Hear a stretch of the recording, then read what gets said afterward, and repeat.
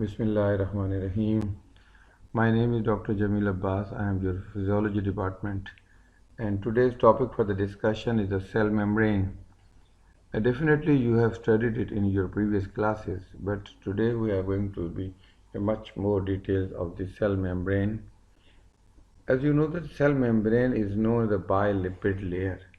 Bilipid layer means this portion which is phosphate group, this is lipid fatty acids, two fatty acids, and again here is side phosphate group, and we have got the fatty acids, and they are arranged in this way. This is one side, this one is water loving, this is hydrophilic, and this is hydrophobic. This portion is a hydrophobic, that is a phobia for the water. So this is away from the water, and this is hydrophilic, that is loving water, and this is facing water. This is your extracellular environment.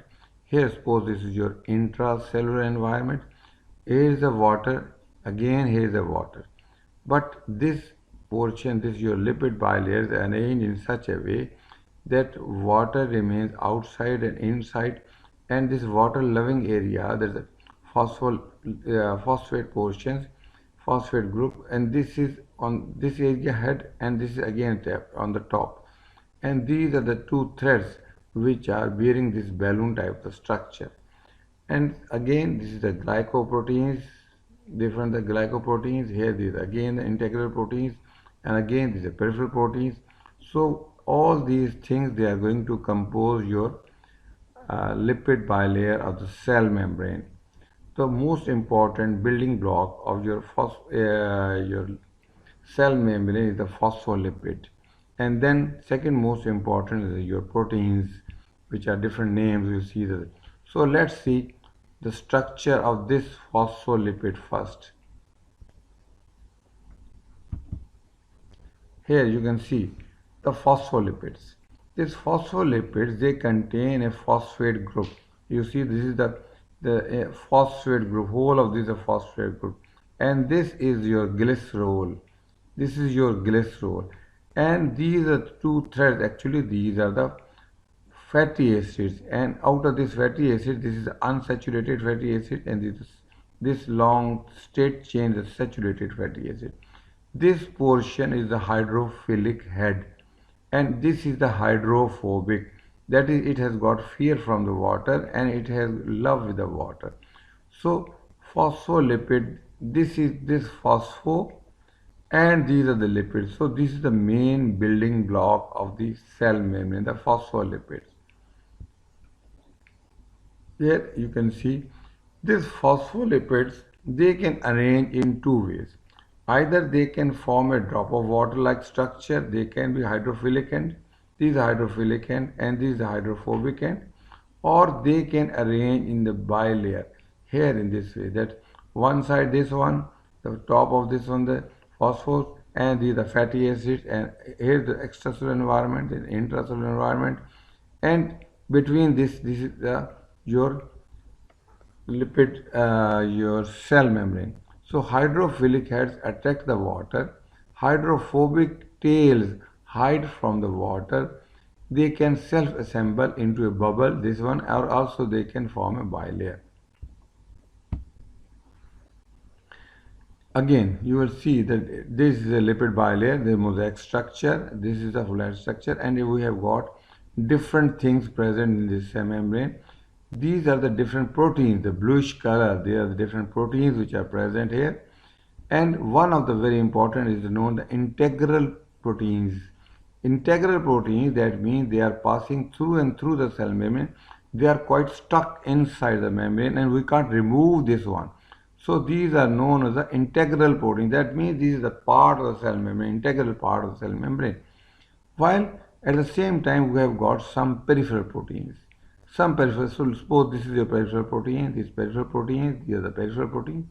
These peripheral proteins may be a hormone or may be a chemical which can attach to this area. This, once their function is performed or their function is over, they can remove from this area. But the integral proteins, they cannot change their site. Similarly, we have got some glycoproteins. This is your glycoprotein. This one is a glycoprotein. This is a glycoprotein. These glycoproteins, they function as a cell signaling. That means cell can talk with each other through these glycoproteins by producing different substances. They can recognize each other through these glycoproteins. So we have got three types of proteins. Here you have got a slide for it. Cell membrane proteins contains 50 to 70% of the proteins. Cell membrane, this one. Then integral protein inside the cell membrane form again, these membrane protein, they can form the channel or the carrier proteins. Here you can see. So this is a channel because this is a semi-permeable membrane.